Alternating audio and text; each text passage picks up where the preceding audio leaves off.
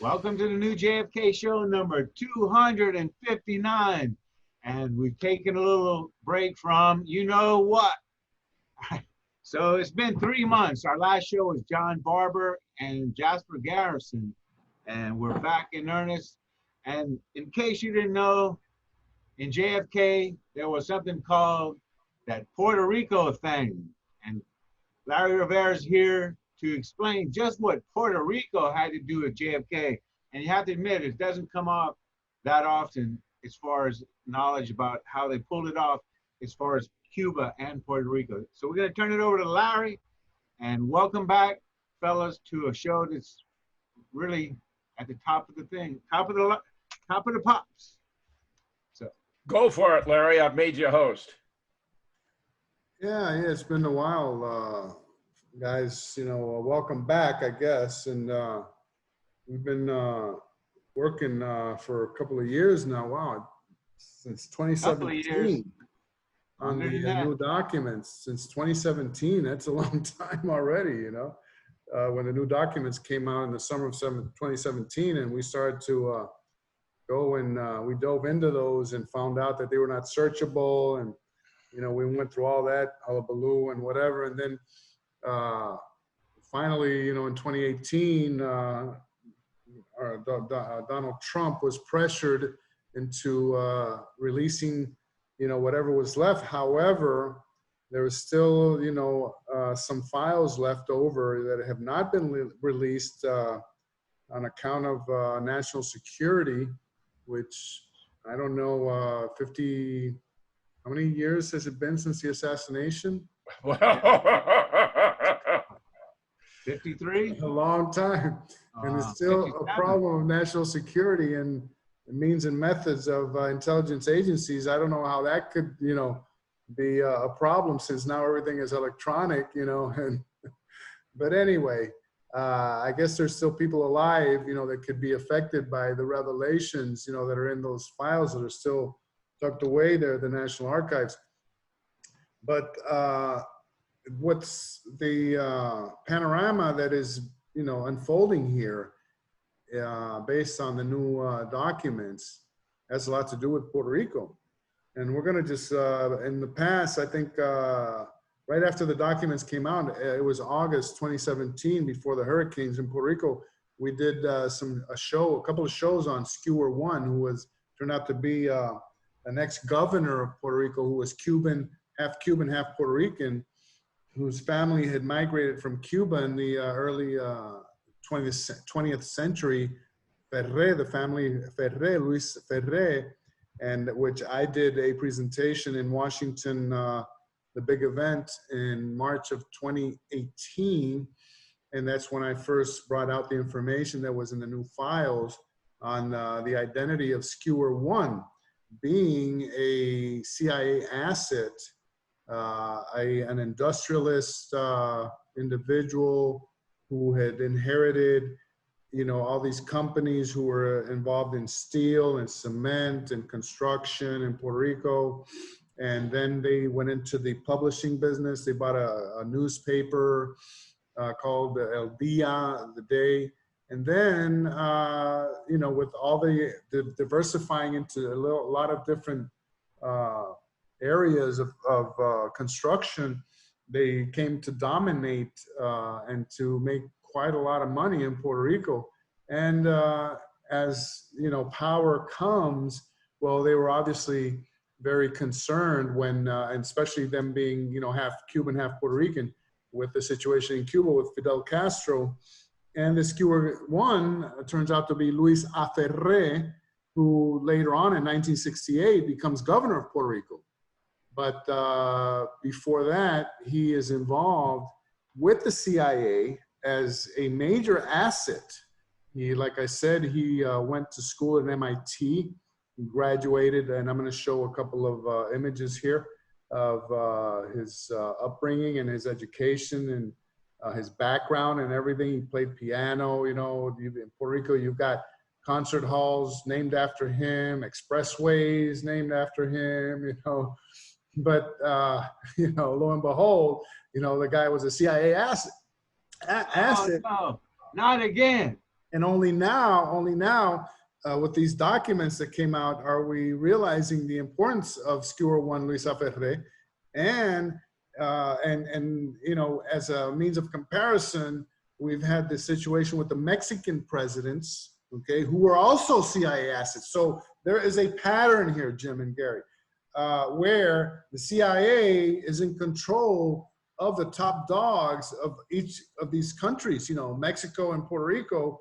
And so very important countries, you know, when the Cuban crisis situation comes up, you know, in 1959, when Fidel Castro takes over, and you know, how now all of a sudden you have communism at the back door of the United States, only 100 miles away from Key West, you know, in Florida, you know, and so, and how this is, you know, the preamble to a domino effect where this could happen to all of Central America and the rest of the Caribbean and the other countries, which was what was being promoted at the time. Okay, so official story. Well, yeah, I know it's it's crazy, isn't it? So with that being said, yeah, I'll do a quick screen share and go over. First, I'm going to go over Luis Ferré, and then I'm going to go and delve into the situation with Muñoz Marin, Luis Muñoz Marin, for whom the international airport in Puerto Rico is named, who was the father of democracy in Puerto Rico. Okay. And some of the revelations and situations with him are just as incredibly astonishing, you know, as with Luis Ferré. And you know, what's so sad about this is that in Puerto Rico, nobody even talks about this. You know, it's like the ostrich, you know, and in the sand, you know, hiding its head, you know, doesn't even want to learn about its history and its real history. And a very, very sad situation, Jim, there, you know, and all this stuff that I'm going to talk about here is completely backed up with documents, newly declassified documents. So without... Not to mention the devastation of the hurricane, Larry. I mean, if they weren't getting their history before that, it's Let me first, let me see what I'm not seeing. Hold on.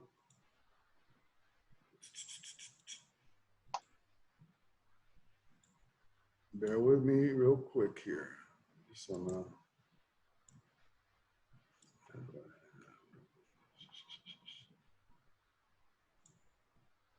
Are you seeing this yet? not yet. Right. No, we're not seeing the screen share. As we are. Okay, here we go. Sorry about that. Just before you get going, I do have a CIA document that deals with erasure of history of different countries. Just to let you know. Yep, we got it, Larry. All right. History of we did this, oh my God, 3 years ago, we did this now. But it continues, it's still in flux. It continues to be developed, you know, with the other documents. And basically, Luis Ferré, and then later on we had another show where Luis Ferré was involved with the Odios, Sylvia Odio in particular, where he was her sponsor, okay, and he was involved in keeping her isolated, so to speak, from especially after the JFK assassination, and the family also, because of the importance of what Sylvia Odio had to say. I want to remind everybody that Sylvia Odio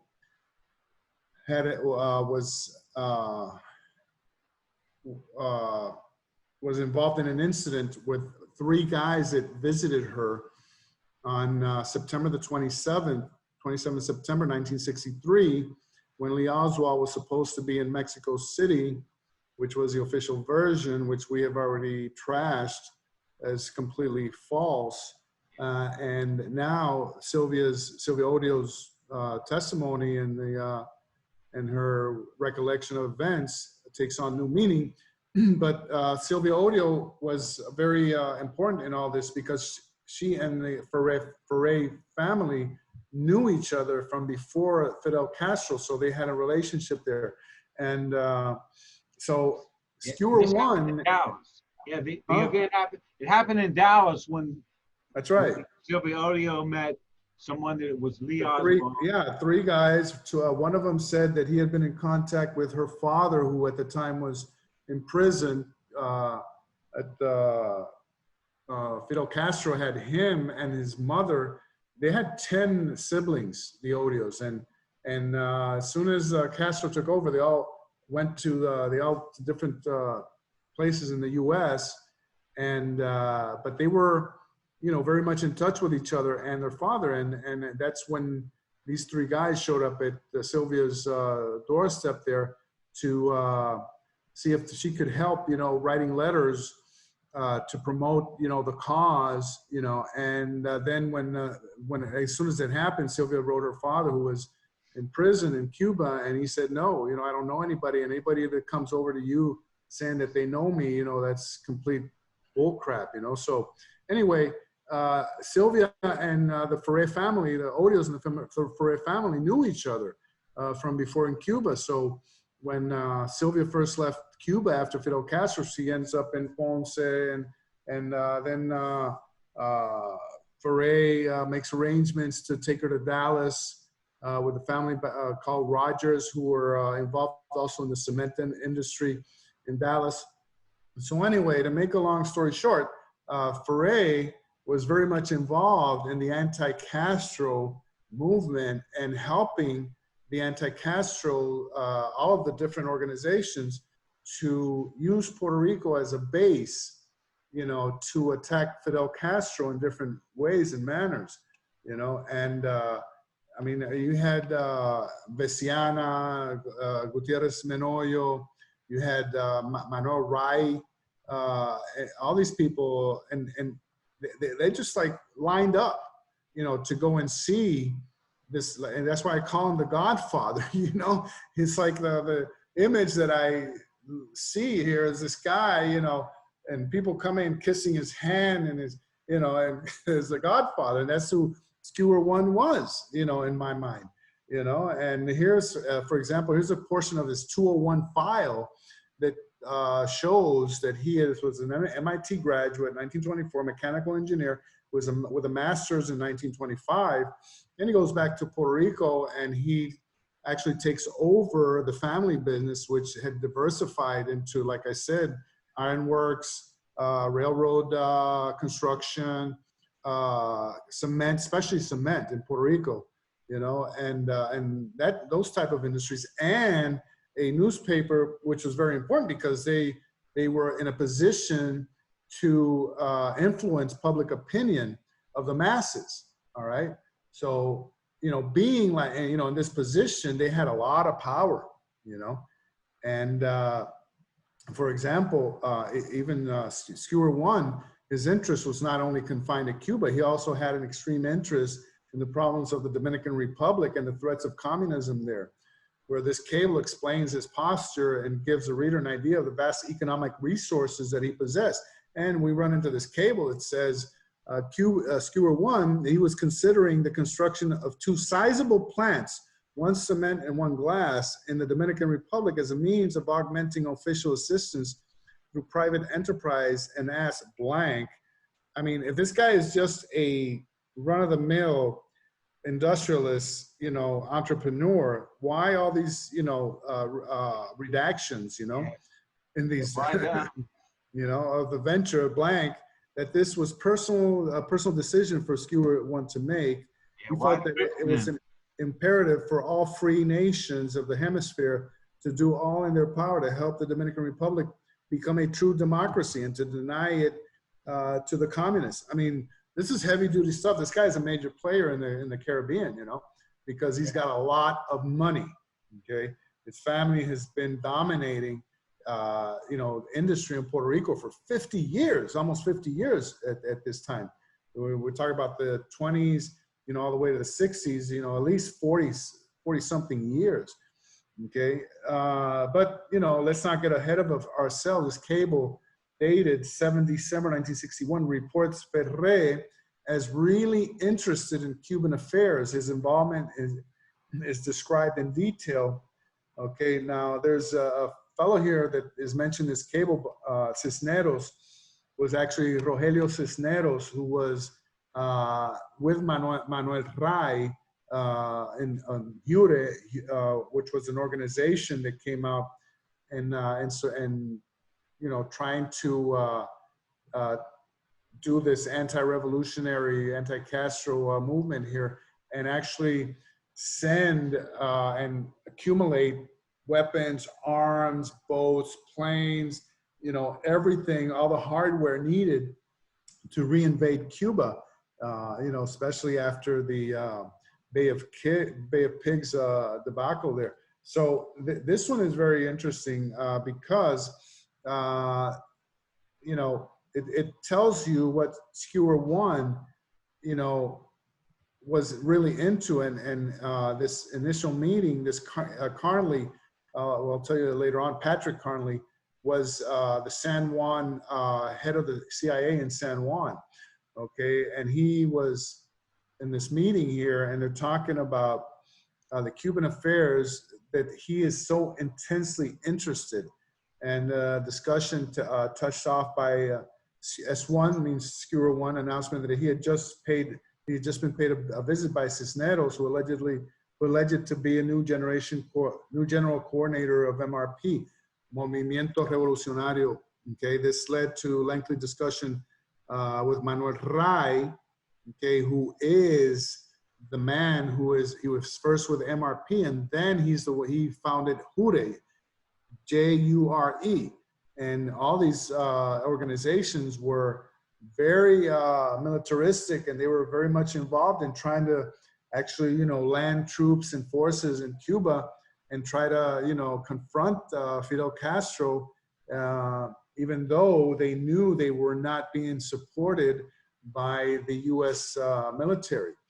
And so this one here is very, very interesting because Ferrer donations to Diaz-Lanz, Pedro Diaz-Lanz was an anti-Castro revolutionary. Conte Agüero supposedly funded boat operations, sorties into Cuba. This is out of Puerto Rico, something that even Miami's JM Wave thought should be independently confirmed. And that this is what is encompassed here in this cable. And this is, I believe this is dated what, December 7, 1961. Okay, and S1 has also been giving support to such people as Diaz-Lanz, Conte Agüero. S1 says recently gave financial support to Diaz-Lanz in connection with boat operations, which Diaz-Lanz claims he operated into Cuba. Okay, so again, he is a major player. And then in investigating these documents, which mentioned as Patrick Carnley, we inadvertently stumbled upon a pseudonym used by William Harvey, William King Harvey, the William King Harvey. Okay, and that's Willard Naumann. An interesting detail being that chief of station in Mexico City, Win Scott, went by the pseudonym Willard Curtis. I mean, you can't just make this up, Jim and Kerry. Willard Naumann is William Harvey, and I'm going to show you the documents that show that. And Win Scott goes by the pseudonym of Willard Curtis. You know, I mean, these guys, you know. So anyway, tell us a little bit about William Harvey, how on the deathbed confession of Howard Hunt. Yeah, and so TFW is the initials for Task Force W, which means West, and it was led by William K. Harvey until 1963.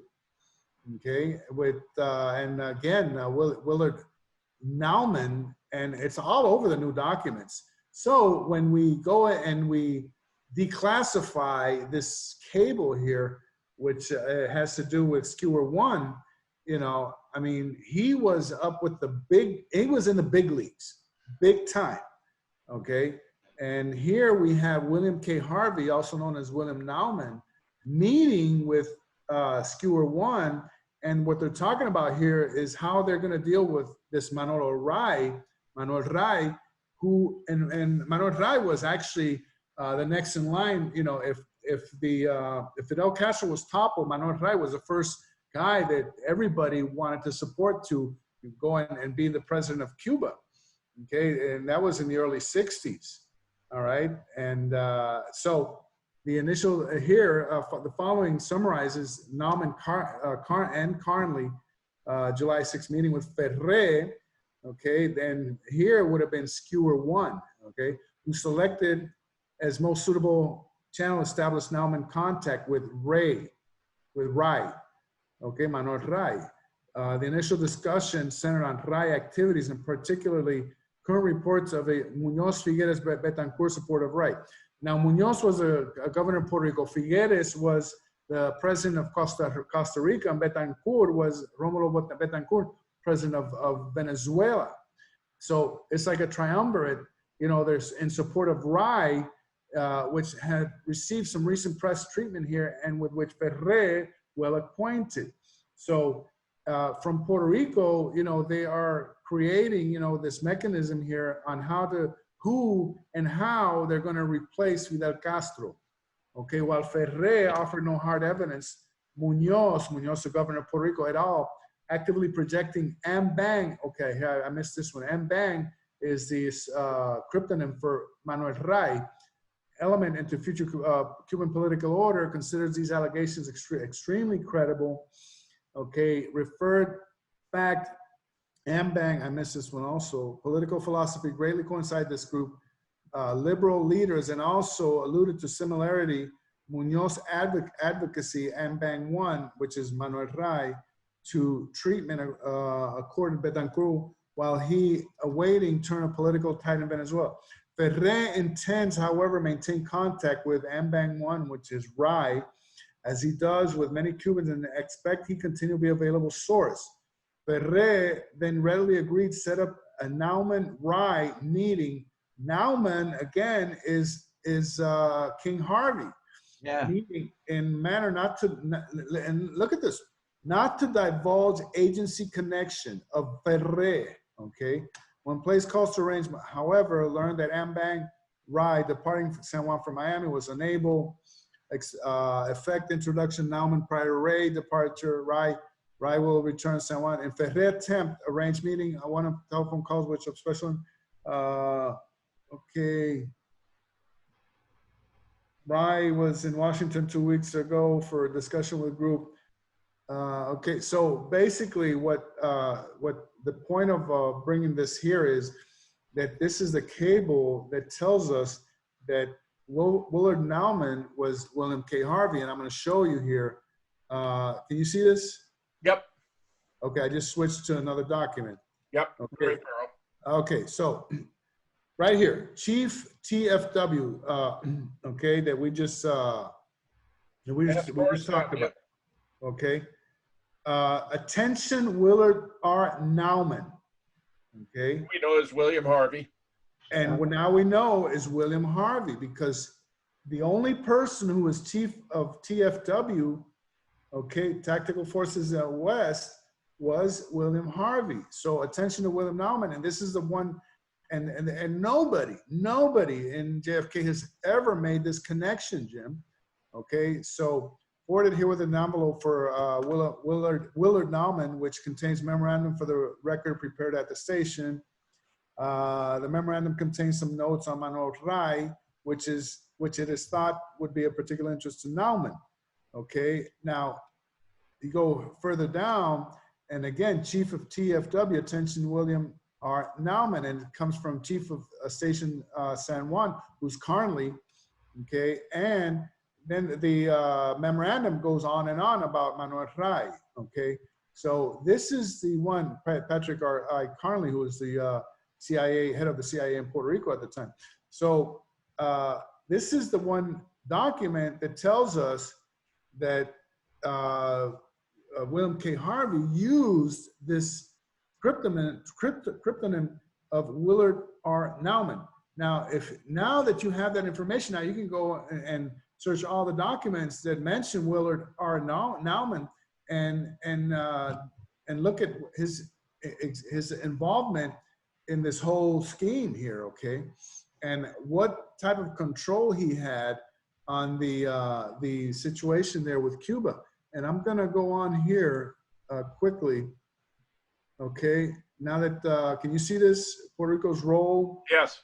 in the anti-Castro movement. Yeah. Okay, now this one really pissed me off because you know it obviously hits close to home.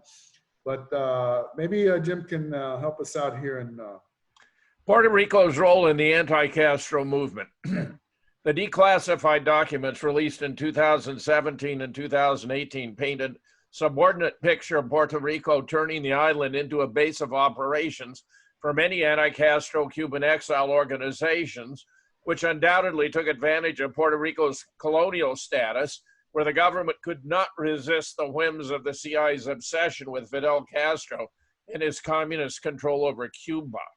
As developed in the previous chapter, industrialist Luis A. Ferre, who doubled his CIA asset Skewer 1, and whose family migrated from Cuba to Puerto Rico in the early 1900s, was a very important financier of those groups whom the CIA deemed valuable in the never-ending quest to take back Cuba from the communists. Ferre covertly helped many entities and individuals and insisted his real name never be brought up in these projects. The new documents, however, identify the government of Puerto Rico, led by Governor Luis Munoz Marin, as the main contributor to these efforts. Munoz Marin was the first democratically elected Puerto Rican governor in 1948, and by 1960 was serving his 4th term. The previous chapter mentioned a triumvirate of Munoz Marin, Orlando Figueras, and Romulo Betancourt of Venezuela, trying to groom Manuel Rey Rivero as a successor to Fidel Castro once the Cuban government was overthrown by the counter-revolutionary forces in exile backed by the CIA. Now this here, what I've inserted here is this comes out of the actual House Select Committee on Assassinations report by Gaten Fonzie. Okay, and I want to just because at that time they didn't have the documents that we have now. Okay, so what I'm inserting here is an example here, as it says here, although okay,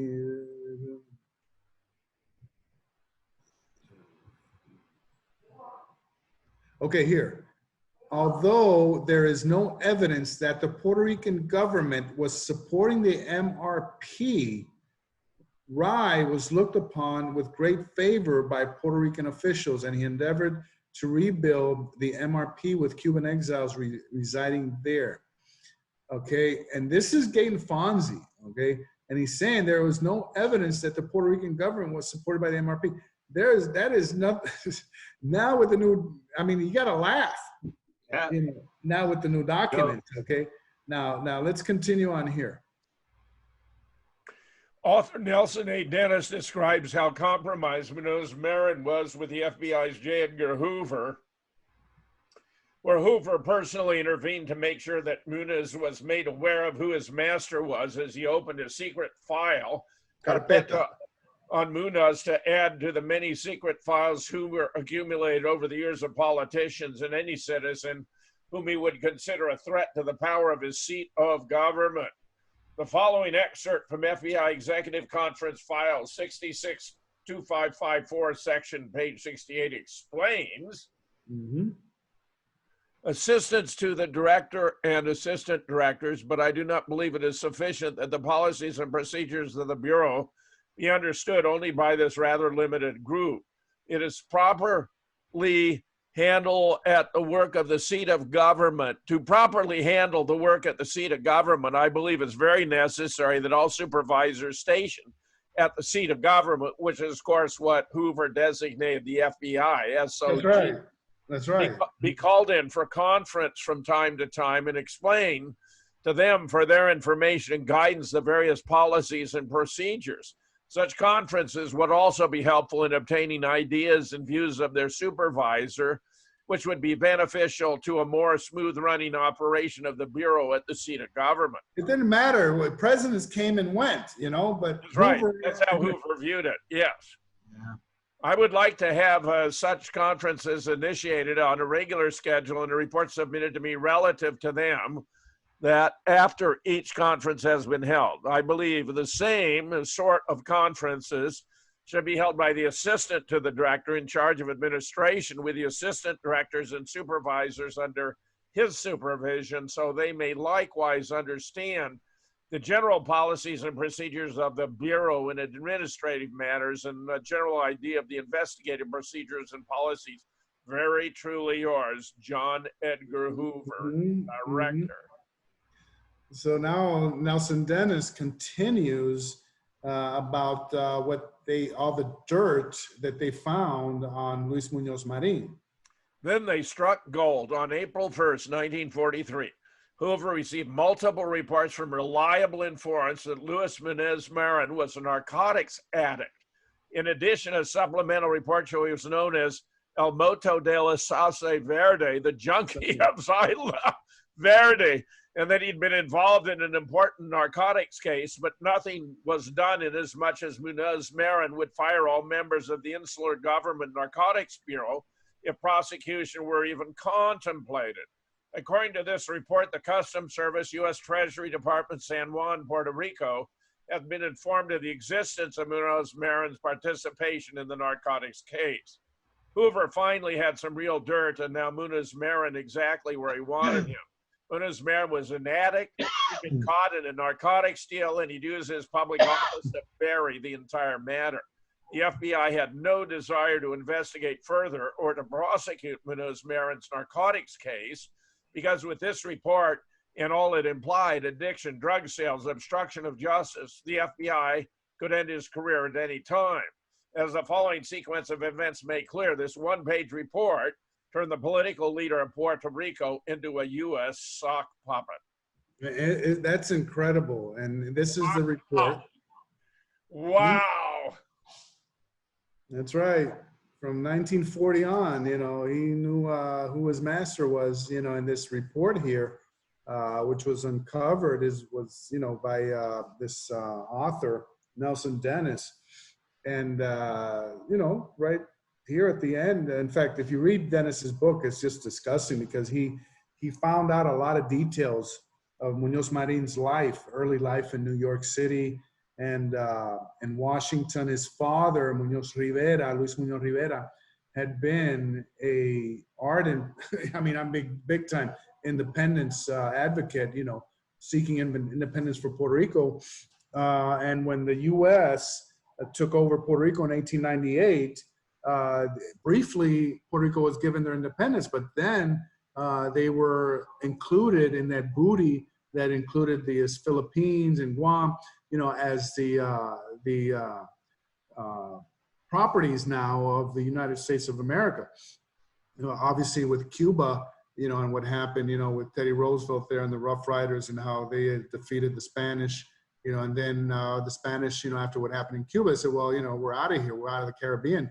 And that's when Puerto Rico was defeated from the Spaniards without even a shot being fired, And so anyway, this is history, and Muñoz Marin's father took him to New York, and then with his wife, and he was there for a while. And then after that, Muñoz Rivera, his father, was appointed as resident commissioner, which is sort of like a congressman, Puerto Rico, appointed to Puerto Rico, but who does not vote.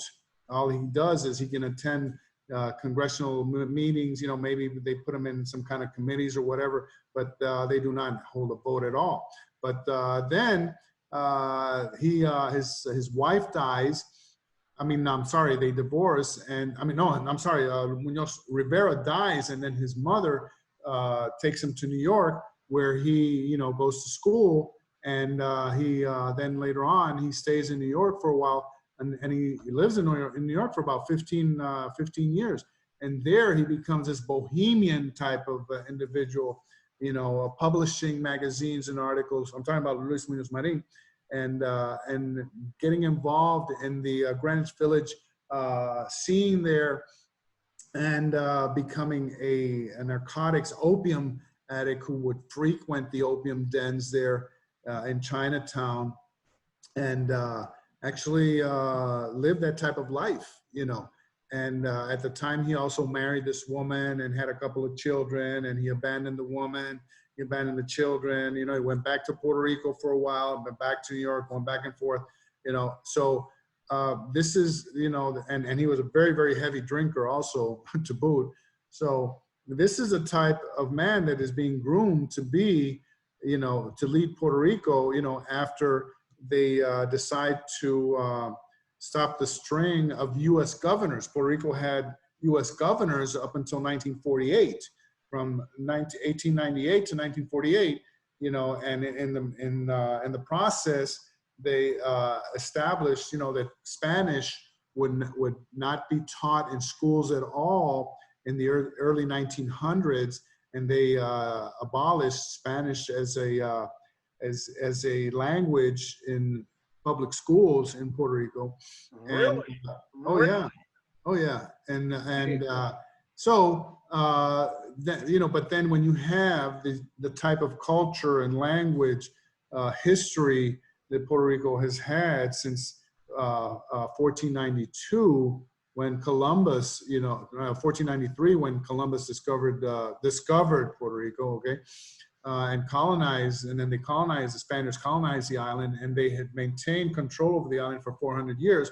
And Spanish and the culture had been, you know, embedded there for so long that there's just no way that you were going to impose, like they did in Hawaii, like they did in Guam, the English language onto the Puerto Rican society and the Puerto Rican culture. It just would never happen. So that's what happens here.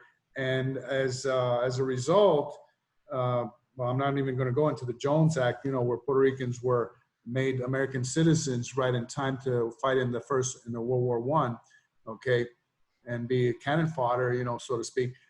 And then, you know, the way that multinational corporations took over the land to create the monocultural situation there of sugarcane, to raise sugarcane, you know, for sugar and export, you know, on a much, much smaller scale, obviously, than Cuba, because Cuba has, you know, 5 times the land that Puerto Rico has. But you know, where all of this cauldron, you know, is boiling over, you know, with the nationalists and the independence advocates, you know, where in 1940, in the 1940s, Puerto Rico was actually given, you know, they were, the vote went to Congress, and they voted to give Puerto Rico their independence. And then that came out, that was completely eliminated and forgotten about. And so Muñoz Marín in 1940 comes and he runs for the Senate, and lo and behold, he's elected to the Senate, and he becomes the president of the Senate. And from there on, his political career completely takes off. But it's because he is backed by the U.S., you know, and at the time, Muñoz Marín had been an independence advocate 100%. And then obviously with this going on here, where he becomes the puppet of the U.S., he completely forgets and eliminates, you know, that ideology, okay? And he is for making arrangements with the U.S. to continue the relationship and bringing and brainwashing, you know, the populace there, that they could not survive without the United States, you know, as their main ally. And that continues on to this day, I must say. But then here where we continue here with Nelson Dennis. By 1948, Muñoz Marin's transformation into a U.S. puppet was complete. He told reporters that the only serious defect in U.S.-Puerto Rico relations was the law preventing the island from refining its own sugar. Also in 1948, he convened an emergency legislative session and passed Public Law 53, the gag law, Ley de la Mordaza, which was almost identical to the U.S. Smith Act. As previously discussed, the law made it a felony to own or display a Puerto Rican flag, even in one's home, to speak in favor of Puerto Rican independence, to print, publish, sell, or exploit any material that might undermine the insular government, and to organize any society, group, or assembly of people with a similar intent. Within 2 years, Manus Marin had used Law 53 to arrest over 3,000 people without evidence or due process and to imprison some of them for 20 years. Mm-hmm. The island newspapers immediately protested against Law 53 as a threat to freedom of the press and of speech. They even convened a protest assembly on May 25th, 1948, sponsored by El Imparcial El Mundo El Dia and the president of the press circle, and attended by hundreds of journalists, lawyers, union members, and teachers. When newspapers started calling Lewis a traitor, he responded, "This law is precisely to prevent anyone from gagging the Puerto Rican people through fascist threats of force. I have asked the FBI to enforce it." This was the same FBI that had records of Lewis' own criminal narcotics activity, the same FBI that had him and threw him the entire island on a tight leash. That's right. And so we come full circle to the 1960s after Cuba, with the Cuban crisis, okay? And what we learn now from the new documents, okay, of what's going on in Puerto Rico and all these new Cuban exiles, you know, populating the island, and how the CIA is organizing, you know, all these groups, and who they're actually jockeying for position, you know, to gain the favor of the CIA, and see who is it that the CIA is going to groom, you know, to take over for Castro, obviously not even in the event, I'm talking about when, you know, Castro is overthrown, okay? Now, this is the one that just blew me away, because in this cable here, we learn that request JM Wave, okay, that's what wave means, obtained from Artime, names of 15 Puerto Ricans he alleges are presently in training in Cuba, okay, something that we had never known about. Wave is CIA, is it not? Right, well, yeah, JM Wave is a CIA station in Miami. Right. And so now, remember earlier we said that, I mean, the HSCA said that the Puerto Rican government was not supporting, had nothing to do with the anti-Castro Cubans. But then we run into this one here, and it says, paragraph 5, referencing Skewer 1 information on capabilities and intent, referring to Cuban groups considered worthwhile, especially in view, paragraph 2, reference which indicates little or no pressing required. We especially interested in, if any, support being provided MRP by the PR government, suggests Wave consider operational potential of Skewer 1 groups for all types of collateral action. At minimum, feel currently should encourage Skewer 1's exchange opinions and consultations per paragraph 4 above. I mean, paragraph 4 reference coordinating closely with Wave, with JM Wave. And then we have this. HURE, which was the organization that Manuel Ray started in 1962, I believe. And we have this. HURE invasion from Puerto Rico on April 22nd, 1964. Fermín Álvarez Silva told Skewer 1, 29 March, that a Dolores Lolita Cuevas, a close friend who is also close to Governor Muñoz Marín and Manuel Ray, told him they had informed Ray, that Ray had informed her that HURE invasion of Cuba is scheduled for 22 of April. Now, this is Cuban invasion running out of Puerto Rico, okay? And the woman, who may be identical to Lolita Cuevas, okay, told Alvarez Silva she is composing a battle song for you, okay? So then we have this, Caja de Muertos armed cash incident. And this was actually reported in the Miami Herald at the time, okay? And it just so happens that these fishermen were just, you know, fishing there on the south, off the south coast of Puerto Rico, and they run into this enormous cache of weapons and C4 and bazookas and RPGs and you name it. I mean, it's just unbelievable, you know.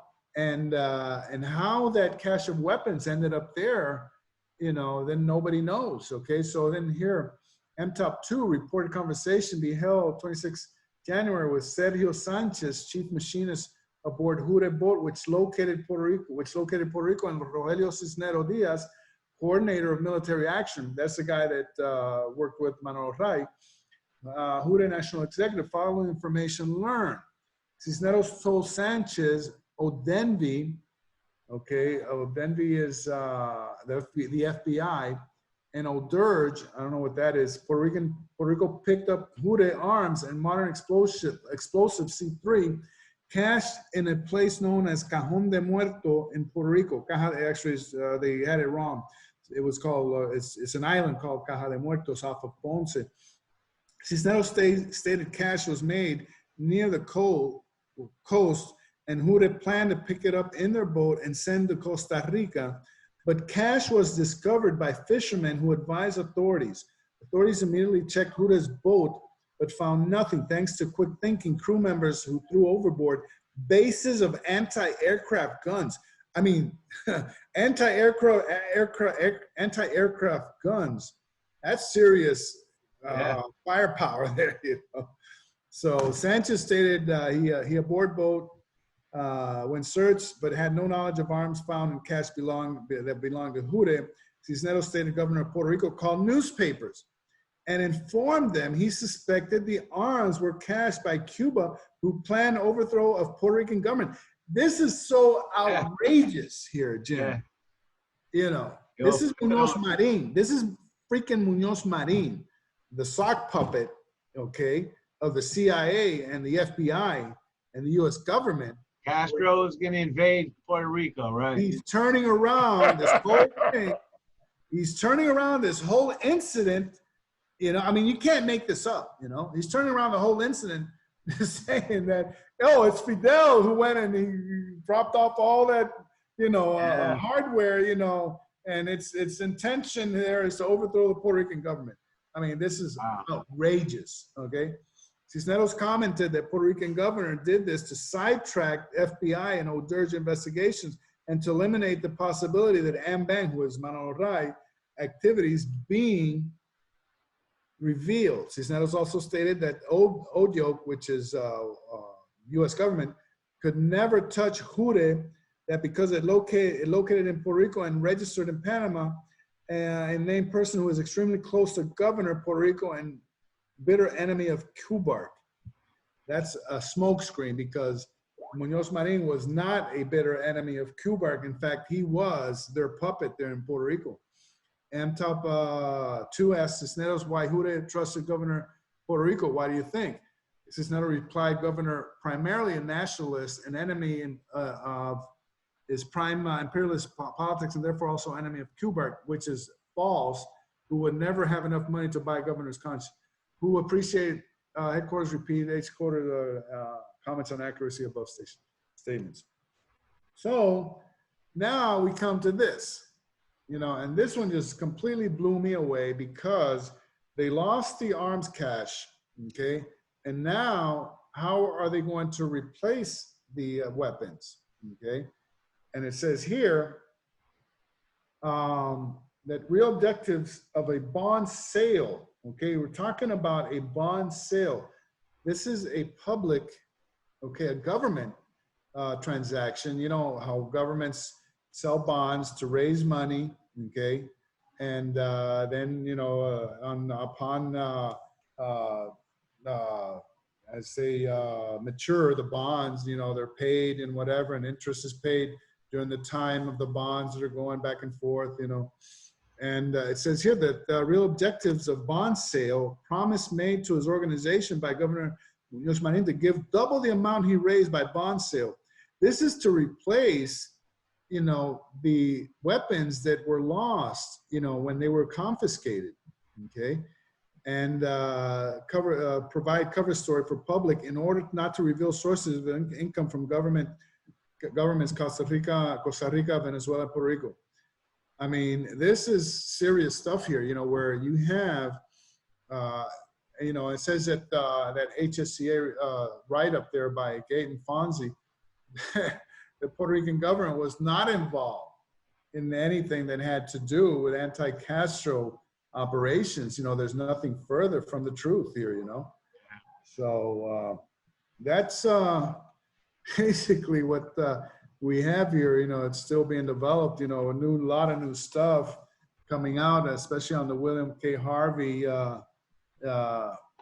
identity here on the pseudonym, which is brand new. Okay, those people at Black Ops, you know, we beat you to the punch here, you know, and you know how despicable, you know, this situation here with the governor of Puerto Rico being beholden and being blackmailed by the FBI. I mean, this was Hoover's specialty.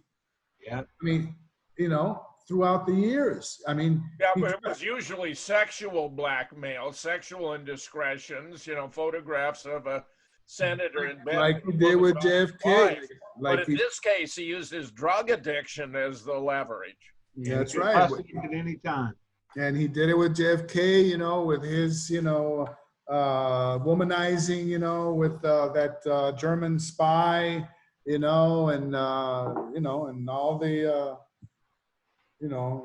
Dr. Professor, when Gary, stop screen share, Larry, and I'll put all three of us together. Yeah. Go ahead. Was it Howard Hunt that said the chain of command went from LBJ to William Harvey? No, well, it went from Lyndon Johnson to Cordmeyer to the head of the North, you know, who am I thinking, Larry? The head of North. Phillips? Yeah, Atlee Phillips, and then to William Harvey, and then down to David Sanchez Morales. Oh, well, I want to. Oh, okay. Can you? All over. William Harvey ran as CIA assassinations worldwide. Yeah, can you enable the screen share again so I can show you guys something here real quick? Oh, sure, of course. Okay, I'll do it.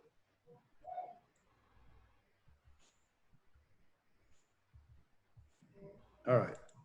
Now, we talked about this before, and I want to touch upon this again, you know, because when the documents first came out, you know, we went crazy, you know, with, you know, the notion of Mexican presidents being CIA assets. All right. So, you know, kept developing this information here, and with the Lienvoy and the Liemti, we've done, you know, so many shows about this.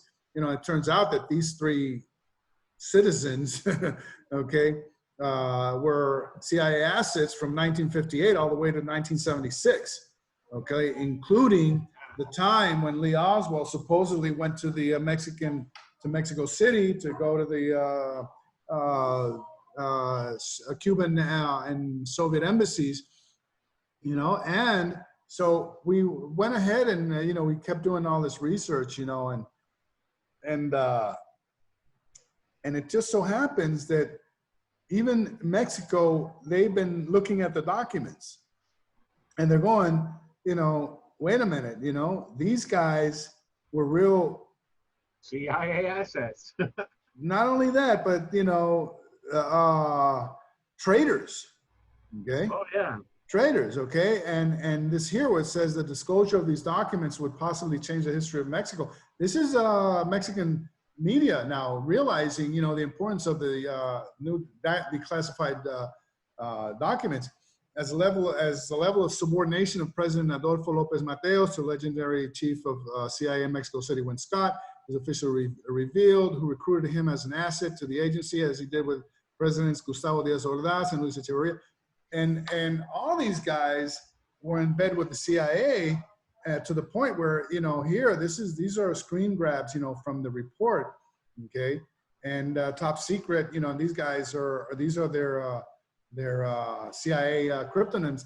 And then we find this, the Win Scott wedding, we find this video.